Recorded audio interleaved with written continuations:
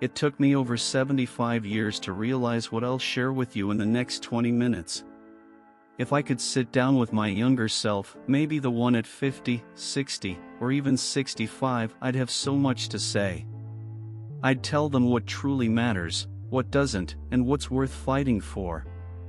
I'd tell them to stop worrying about things that won't matter in the long run and to enjoy the present moment before it slips away. But life doesn't work like that, does it? We don't get the answers ahead of time. We learn by living, by trying, by failing, and by growing. Now, at 65 and beyond, I've gained wisdom that only comes with time. Today, I want to share this wisdom with you so you don't have to take as long as I did to understand it. One important lesson: happiness was never waiting somewhere ahead of me. It was always here, all along. For most of my life, I chased happiness like it was a distant finish line. I thought it lived in the next achievement, the next milestone, or the next big thing. But now I know that happiness isn't something out there in the future, it's something we can find in the present moment. Version of myself that was somehow better, thinner, richer, more accomplished. I thought happiness was a prize, something I had to earn, something that always seemed just a little bit out of reach. I'll be happy when I retire, when I lose the weight, when my children are settled, when the house is paid off, when I have more time, more money, more certainty. But here's what I wish I had realized sooner: happiness isn't waiting for you somewhere down the road. It's already here. It always has been. We grow up believing that life is about reaching the next thing, that contentment is something we'll find later. And yet, every time we get what we thought we wanted, we move the goalposts. We celebrate for a moment, then immediately set our sights on the next thing. We tell ourselves, just one more step, just one more thing, then I'll feel at peace. But happiness isn't in the next promotion or the next 5 pounds lost. It's not in the house you dream of buying or the vacation you're planning. It's not hiding in some future version of yourself, some better than who you are now. Happiness is in the ordinary moments, the ones we overlook because we're too busy chasing something else. It's in the quiet morning light streaming through the window as you sip your coffee. It's in the warmth of a grandchild's hug, in the deep laughter shared with an old friend. It's in the way the wind moves through the trees on a summer evening, in the first bite of a homemade meal, in the sound of your favorite song playing on the radio. I've met people who spent their entire lives working toward a dream, only to arrive and realize they were still searching for more. I've also met people who had very little, no grand achievements, no wealth, no extraordinary accomplishments, but they radiated joy. Why? Because they understood something most of us take a lifetime to learn: happiness is not a destination, it's a way of being. I remember talking to an old friend, a man in his late 80s, who told me, when I was younger, I always thought happiness was something I had to chase. But the older I got, the more I realized I was stepping over it. Every single day, I had it all along. I just wasn't paying attention. That stuck with me because if you're always chasing happiness, you'll never arrive. But if you stop, if you truly pause, you'll see that joy has been waiting for you all along. You don't have to wait for retirement, for the perfect body, for the perfect life. You don't have to wait for everything to be just right. You can choose happiness right now, not because everything is perfect, not because life isn't hard, but because you finally understand that joy was never hiding. It was just waiting for you to notice. 2. Health is the greatest wealth, and it's never too late to take care of yourself. When we are young, we move through life as if our bodies are invincible. We push them, neglect them, take them for granted. We eat whatever we want, get little sleep, ignore aches and pains, believing there will always be time to get healthy later. But later comes faster than we expect. One day, we wake up and our body reminds us, sometimes gently, sometimes sharply, that it has been with us through every decision we've made, and whether we treated it well or poorly, it has kept the record. I used to think health was just about looking good, about numbers on a scale, about fitting into old clothes. I thought it was about diets and exercise routines, about discipline and restriction. But now I know health is so much more than that. It's the ability to bend down and play with your grandkids without wincing in pain. It's the strength to take long walks in the crisp autumn air, feeling your legs steady beneath you. It's waking up with energy instead of exhaustion. It's the freedom to live your life without constantly worrying about doctor's appointments and medications. I've met people in their 70s who are more vibrant and full of life than some in their 40s. And I've also met people in their 60s who have resigned themselves to a life of decline, convinced that their best years are behind them. The difference isn't luck. The difference is choice. Our bodies are like gardens. If we neglect them, weeds take over, muscles weaken, joints stiffen, energy fades. But if we tend to them even with small daily care, they remain strong, flexible, and full of life. It doesn't mean we won't face challenges. Age brings changes, no matter how well we care for ourselves. But it does mean that we have more control than we think. I once knew a woman in her 80s who walked every day, rain or shine. She wasn't training for a marathon, wasn't obsessed with fitness. She simply understood that movement was life. If I stop moving, she told me, I'll never start again. She had seen too many of her friends lose their mobility, not because they had to, but because they slowly let it go. And that's the truth. We don't lose our strength because we age. We age because we stop using our strength. If I could go back in time, I would tell my younger self to care for my body, not because I wanted to look better, but because I wanted to live better. I would remind myself that every small decision, a short walk, an extra hour of sleep, a home-cooked meal, was an investment in my future self. But the good news is, it's never too late. The human body is astonishingly forgiving. It doesn't matter if you're 30, 60, or 90. It will respond to care. Muscles can regain strength. Joints can regain flexibility. Energy can return. Even a small change, adding more vegetables to your plate, taking an evening stroll, stretching in the morning, can create a ripple effect that transforms how you feel every single day. There is a version of you, even at this stage of life, that is stronger, healthier, and more full of vitality than you imagine. And that version of you isn't waiting in some distant future. It's waiting right now, in the small choices you make today. Your body is the only home you will ever truly live in. Take care of it, and it will take care of you. 3. Relationships matter more than anything else. If I could relive my life, I wouldn't ask for more money, more success, or more possessions. I would ask for more time. More time with the people I love. More conversations, more shared laughter, more quiet moments that I once overlooked. When I was younger, I thought achievements would be my legacy. I worked hard, chased success, built a life. But as the years passed, I began to notice something. The thing I had worked so tirelessly for, titles, promotions, financial security, mattered far less than I thought they would. They brought moments of pride, yes, but they did not bring lasting fulfillment. What truly mattered, what stayed with me, were the people. I have sat beside friends in their final days, holding their hands, listening to their last reflections. Not once did they say, I wish I had spent more time at work, or I wish I had bought a bigger house. Instead, they said, I wish I had spent more time with my family. I wish I had told my friends how much I loved them. I wish I had let go of anger sooner. And I have learned something. Regret is not about the things we did, it's about the love we didn't give, the connections we let fade, the moments we were too distracted to cherish. We live in a world that celebrates independence, self-sufficiency, and personal achievement. But the truth is, We are not meant to walk this life alone.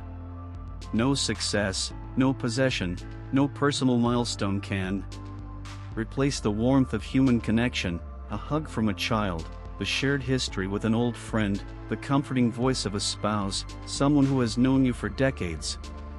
These are the treasures of life, the things that no amount of wealth can buy.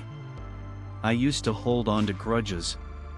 I thought time would naturally heal relationships, that the distance would close itself. But time doesn't heal wounds.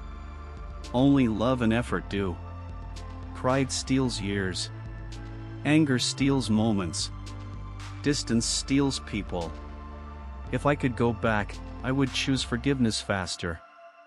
I would reach out first. I would say, "I love you" more often, not assuming that people already knew. The greatest wealth I have now is not in my bank account. It's in the voices that fill my home, in the friendships that have endured time, in the people who still call to check in. It's in the laughter that echoes at the dinner table, in the handwritten letters from my grandchildren, in the stories shared over a cup of coffee. If you're holding on to anger, let it go. If there's someone you miss, call them. If there's love in your heart, say it out loud.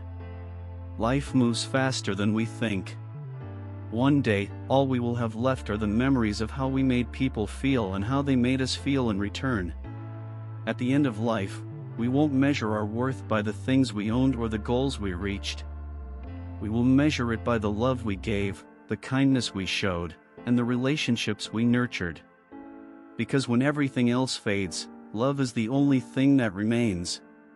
4. The fear of aging is worse than aging itself. There was a time when I feared aging, not just the physical changes, the wrinkles, the gray hair, the slowing pace, but the deeper fears, the fear of becoming irrelevant, the fear of losing purpose, the fear of watching time slip away faster than I could hold on to it. But now, having lived through decades of life, I see things differently. Aging is not something to fear. It is something to honor, something to embrace. The only tragedy in growing older is wasting time worrying about it instead of living it. When I was younger, I thought aging meant decline. I saw it as a slow fading away, gentle retreat from the world. But now I know, aging is not about fading. It is about deepening. It is about seeing life through wiser eyes, about shedding the insecurities and pressures of youth, and finally living with clarity. Aging has given me gifts I never expected. It has given me patience, the ability to sit in stillness without needing to prove anything. It has given me wisdom to know what truly matters and the courage to let go of what doesn't. It has given me freedom, the freedom to stop chasing, to stop comparing, to stop measuring my worth by the expectations of others. And yet, I see so many people resist aging as if it is the enemy.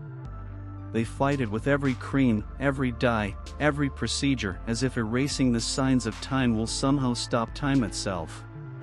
But time is not the enemy. The real enemy is the belief that our value diminishes as the years pass.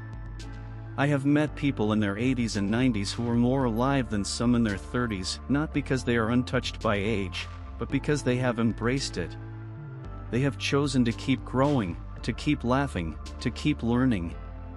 I once knew a woman who took up painting at 78, a man who started writing poetry at 85, a friend who traveled solo for the first time in her 70s. Aging does not take away our ability to live fully. Our fear of aging does. The real loss is not in gaining wrinkles, it is in losing curiosity. It is in believing that our best days are behind us instead of ahead. It is in shrinking our world out of fear, in closing ourselves off instead of expanding. I have wrinkles now, but they are not just lines. They are stories, proof that I have laughed, that I have cried, that I have lived. My hands are not as smooth as they once were, but they have held loved ones, built a life, created memories. My body moves slower, but it still carries me through this world, still allows me to experience its beauty. And so, I no longer fear aging. I fear not living while I still can. The only real mistake we can make is spending our precious years wishing we were younger, instead of embracing the incredible privilege of growing older. Because the truth is, aging is not about losing youth, it is about gaining life. And I intend to live every last bit of it. 5. The best time to try something new is right now. There was a time when I believed that new beginnings belonged to the young, that learning a new skill, picking up a new passion, or stepping into a different version of myself was something best left for those with decades still ahead of them.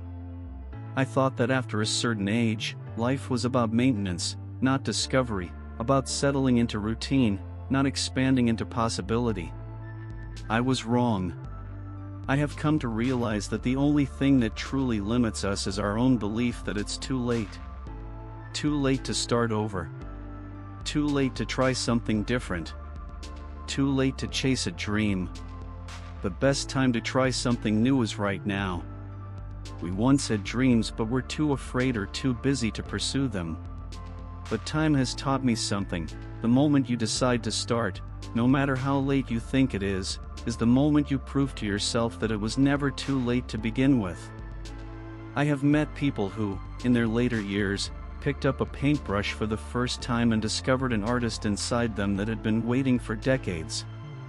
I have met men and women who started writing, learning an instrument, mastering a new language, not because they expected to be the best, but because they finally gave themselves permission to enjoy the process. I have watched people go back to school in their 70s, fall in love again in their 80s, and travel the world for the first time in their 90s. The idea that we have to stop growing because of our age is nothing more than a lie we've been told. A lie that keeps people from experiencing the richness that life still has to offer. A lie that keeps us from evolving, from learning, from waking up excited about something new.